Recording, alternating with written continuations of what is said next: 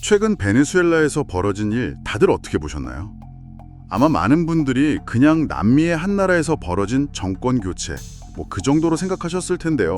하지만 이건 단순히 한 나라의 문제가 아닙니다. 사실 앞으로의 세계 질서는 물론이고 우리의 투자 지형까지 완전히 뒤바꿀 수 있는 거대한 변화의 신호탄일 수 있습니다. 네, 맞습니다.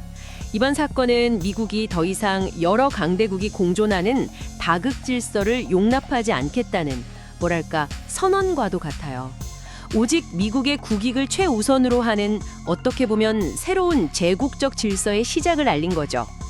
힘을 통해 평화를 유지하고 그 힘으로 자국의 이익을 관철시키겠다는 의지를 아주 노골적으로 드러낸 겁니다. 그래서 오늘 저희는 이 베네수엘라 사태를 실마리 삼아서 새롭게 짜이고 있는 세계 질서의 큰 그림을 한번 그려보려고 합니다. 이 판 위에서 자원과 기술 패권이 어떻게 얽혀 돌아가는지, 그리고 가장 중요하게는 이 거대한 흐름 속에서 우리가 어떤 기회를 잡고 또 어떤 위험을 피해야 할지 좀 깊이 있게 파고 들어보겠습니다. 자, 그럼 가장 흥미로운 지점부터 시작해보죠. 이번 일을 계기로 돌로 독트린이라는 새로운 용어가 등장했어요. 19세기 멀로 독트린은 들어봤어도 돌로 독트린은 처음 듣는 분들이 많을 것 같은데요. 이게 정확히 뭔가요? 네, 그 이름에서 바로 짐작할 수 있으실 텐데요. 1823년에 유럽에 미주 대륙 간섭을 막았던 멀로 독트린에 도널드 트럼프의 이름을 합친 신조어입니다.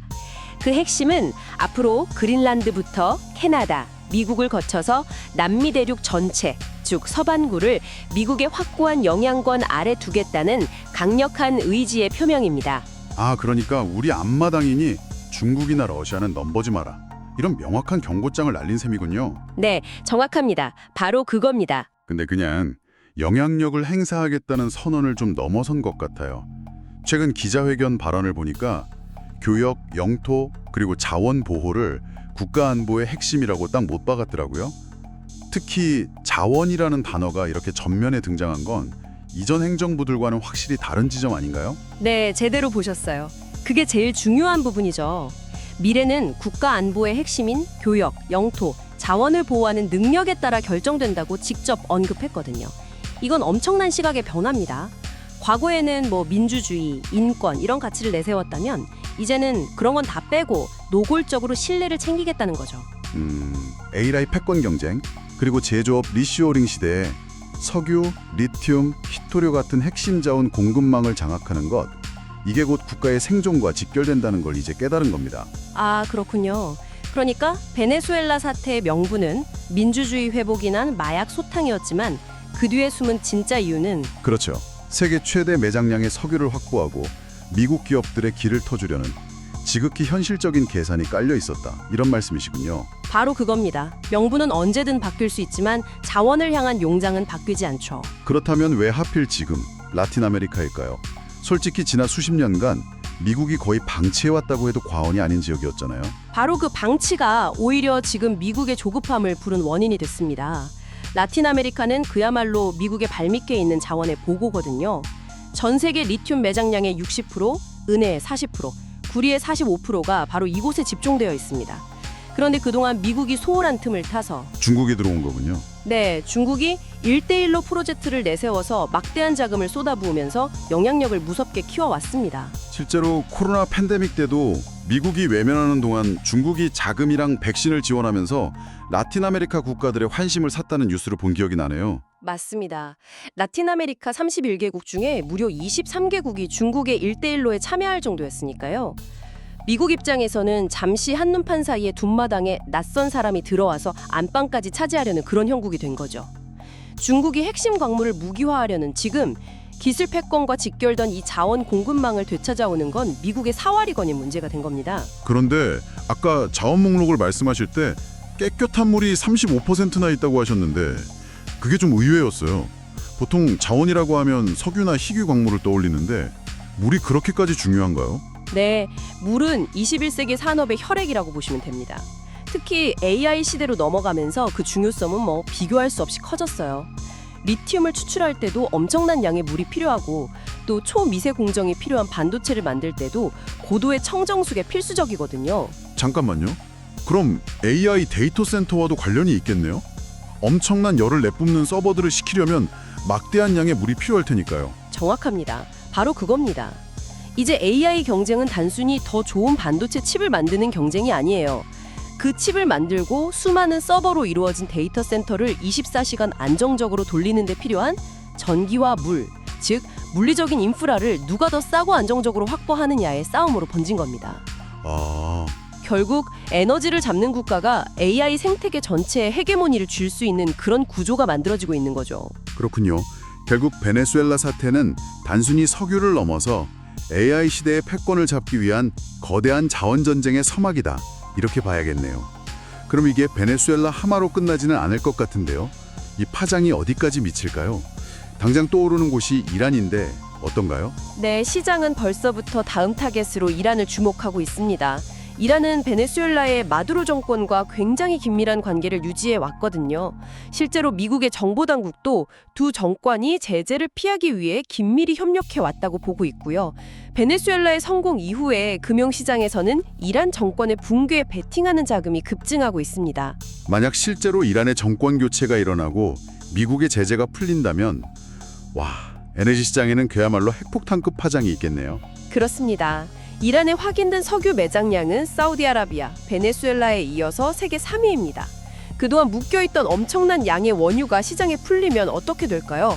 유가는 지금보다 훨씬 더 아래로 내려갈 수 있고 러시아가 주도하는 오펙 플러스의 영향력은 사실상 무력화될 수 있습니다. 유가가 그렇게 떨어지면 에너지 수출로 전쟁 자금을 대는 러시아는 정말 치명타를 입겠군요. 미국의 큰 그림에는 이런 계산까지 다 포함되어 있다고 봐야겠네요. 그렇죠. 그리고 가장 중요한 변수는 역시 중국의 반응입니다. 중국 내부에서는 미국이 국제법을 무시하고 뒷마당을 정리하는데 우리라고 대만을 무력으로 점령하지 못할 이유가 뭐냐는 식의 좀 극단적인 목소리까지 나오고 있다고 합니다. 물론 대만의 군사력이나 지정학적 위치를 생각하면 베네수엘라처럼 쉽게 되진 않겠죠. 하지만 이걸 빌미로 대만 해역 봉쇄를 강화하는 식으로 압박 수위를 얼마든지 높일 수 있겠네요. 미중 갈등에 또 다른 아주 위험한 불씨가 던져진 셈입니다. 맞습니다. 가능성은 낮지만 최악의 시나리오까지 염두에 둬야 하는 그런 상황이 된 거죠. 자, 그럼 이 거대한 판의 변화를 우리 투자자들은 어떻게 읽어야 할까요? 단기적인 뉴스에 흔들릴 게 아니라 큰 흐름을 보고 포트폴리오를 점검해야 할 시점인 것 같습니다. 네, 크게 4가지 테마로 나눠서 생각해 볼 수 있습니다. 첫 번째는 역시 에너지 시장의 재편입니다. 미국이 서반구의 원유 공급을 완전히 통제하게 되면 이제 유가는 중동 리스크에 훨씬 덜 민감해질 수 있습니다. 그러니까 예전처럼 중동에서 무슨 일만 나면 유가가 급등하는 일은 줄어들 수 있다는 거군요. 네, 그럴 가능성이 높죠. 미국의 통제력이 커지면서 변동성이 줄어들고 장기적으로는 유가의 구조적인 하방 압력이 커질 수 있다는 의미입니다. 그렇다면 그 안에서 누가 웃고 누가 울게 될지 명확하게 갈리겠네요. 정확합니다. 우선 베네수엘라산 원유는 중진료라고 해서 좀 끈적하고 무거워 아무나 정지하기가 까다롭거든요. 그런데 바로 그 특화된 설비를 갖춘 발레로나 마라톤 페트롤리움 같은 미국 정유사들에게는 이게 엄청난 기회가 되는 거죠. 정제 마진이 크게 개선될 수 있습니다. 또 베네수엘라에 유일하게 남아있던 쉐브론이나 과거의 자산을 몰수당했던 엑손모빌 같은 메이저 기업들도 당연히 수혜를 볼 수 있고요. 반면에 비슷한 중진류를 생산하는 캐나다 업체들은 좀 어려워지겠네요. 그렇죠. 경쟁이 심해지면서 어려움을 겪을 수 있습니다. 에너지 시장의 지각 변동 확실히 이해가 갑니다. 에너지 패권이 재편된다면 분명 돈의 흐름이 다른 곳으로도 향할 것 같은데요. 불안해진 나라들이 너도나도 무기부터 사려고 할 테니 혹시 방위 산업 쪽을 말씀하시려는 건가요? 네, 두 번째 테마는 바로 구조적 성장주가 된 방산주입니다.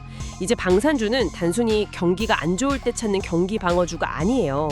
세계 각국이 스스로를 지키려면 힘을 키워야 한다 이러면서 본격적인 재무장에 나서고 있기 때문에 구조적으로 성장하는 산업으로 완전히 재평가받고 있습니다. 그렇다면 우리가 주목해야 할 건 전통적인 탱크나 전투기 같은 게 아닐 것 같아요. 전쟁의 양상이 완전히 바뀌고 있으니까요. 맞습니다. 이제는 AI, 드론, 우주 기술이 결합된 하이테크 방산 분야에 주목해야 합니다. 예를 들어 자폭 드론 분야에서 압도적인 기술력을 가진 에어로바이러먼스 같은 기업이 있고요. 또 전시 상황에서도 끊기지 않는 통신망을 제공해주는 저궤도 위성 기술도 전쟁의 승패를 가르는 핵심이 됐습니다. 이 분야에서는 로켓랩 같은 기업들이 두각을 나타내고 있죠. 그리고 이 모든 데이터를 분석하고 지휘관의 결정을 돕는 국방 AI 분야, 팔란티어 같은 기업들도 있겠군요. 네, 바로 그 중심에 있습니다. 보이지 않는 곳에서 승패를 가르는 기술에 주목해야 합니다. 결국 모든 이야기가 다시 자원으로 돌아오는군요. 세 번째 테마는 핵심 자원 공급망 확보겠네요. 미국이 돌로 독트린을 내세운 근본적인 이유가 바로 이것 때문이었으니까요. 네, 히프류, 구리, 리튬 같은 핵심 광물 공급망을 미국 중심으로 재편하려는 움직임은 올해 내내 계속될 겁니다. 작년에도 관련 이슈가 나올 때마다 채굴 기업들 주가가 크게 움직였죠. 이런 정책 테마는 변동성은 푸지만 큰 방향성은 분명합니다. 개별 기업에 투자하는 게 좀 부담스럽다면 관련 ETF를 활용하는 것도 방법입니다.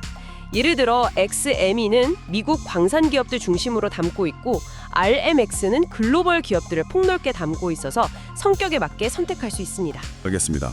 에너지, 방산, 핵심 자원, 새로운 질서의 수혜주들을 살펴봤는데요. 반대로 이렇게 힘의 논리가 지배하는 세상이라면 우리가 조심해야 할 새로운 위험도 분명히 있겠죠. 물론입니다. 마지막 네 번째는 바로 새로운 리스크 관리입니다. 첫째, 미국의 영향력 밖에 있는 신흥국들의 자산 변동성은 앞으로 훨씬 더 커질 수 있습니다. 실제로 베네수엘라 사태 이후에 다른 라틴 아메리카 국가들의 통화와 자산 가치가 급락하기도 했거든요. 그리고 둘째는 역설적으로 미국 자신에게도 리스크가 될 수 있다는 점이겠군요.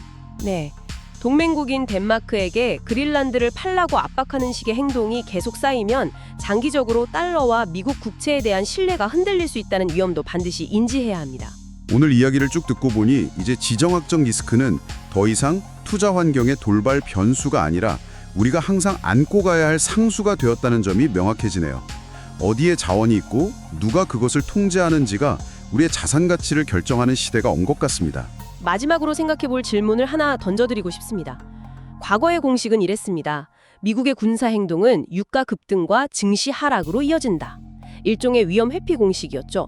하지만 앞으로 미국의 군사적 개입이 오히려 에너지 안보 강화와 장기적인 공급망 안정으로 시장에 인식된다면 어떻게 될까요? 군사적 리스크가 시장의 악재가 아닌 기술 패권을 유지하기 위한 필요 조건으로 받아들여지는 세상. 그런 세상에서 우리는 과연 위험이라는 단어를 어떻게 다시 정의해야 할까요?